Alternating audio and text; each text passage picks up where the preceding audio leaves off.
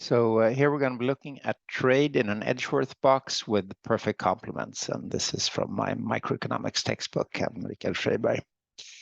So it's just a simple example of the more general case that we looked at in previous video.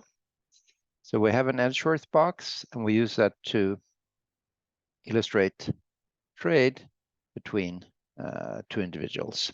Okay, so let's call those people Petter and Teresa, so two good Norwegian skiers.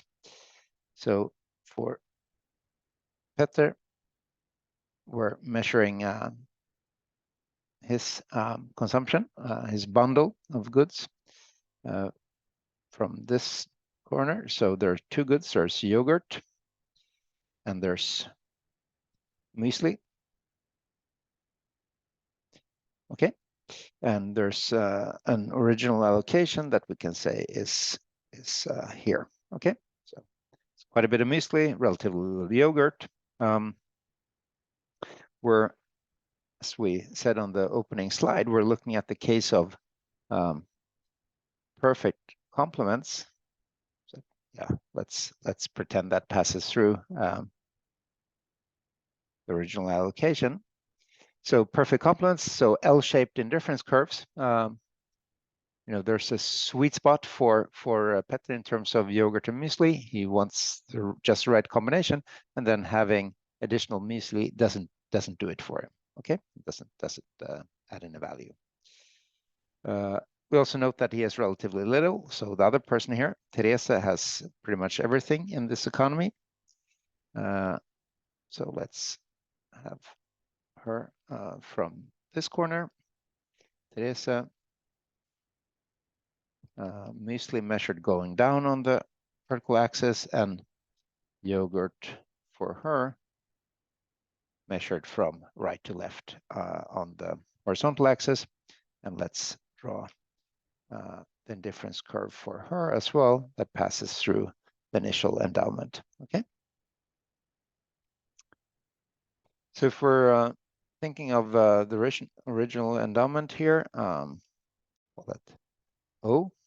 The question is, can they trade? Will they be interested in trading? And if so, where? So we can note that from this point, in principle, all along in this area, both would be, in principle, able to reach a higher indifference curve.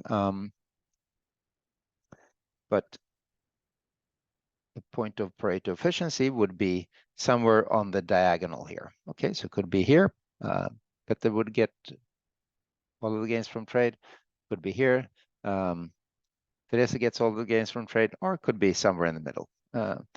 Point is, when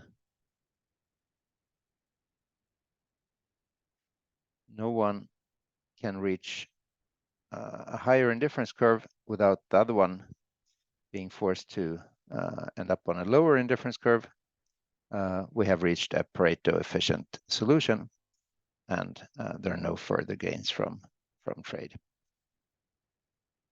So that holds at a point like N here. Okay. So there's no way through which you can see here moving from O to N. Both could be better off at a point like N. We can't move one up without moving the other one down. It's a Pareto efficient solution. Okay, so this is a very simple illustration of this case. We could also note that in this simple economy, we might be concerned that this inequality is as large as it is. In this simple economy, what we could do, we could say, if we're concerned about that, but we're also concerned about efficiency, we could enter as a social planner and redistribute initial endowments and then let people trade to reach another efficient, Pareto efficient allocation. Okay, as we discuss in the book.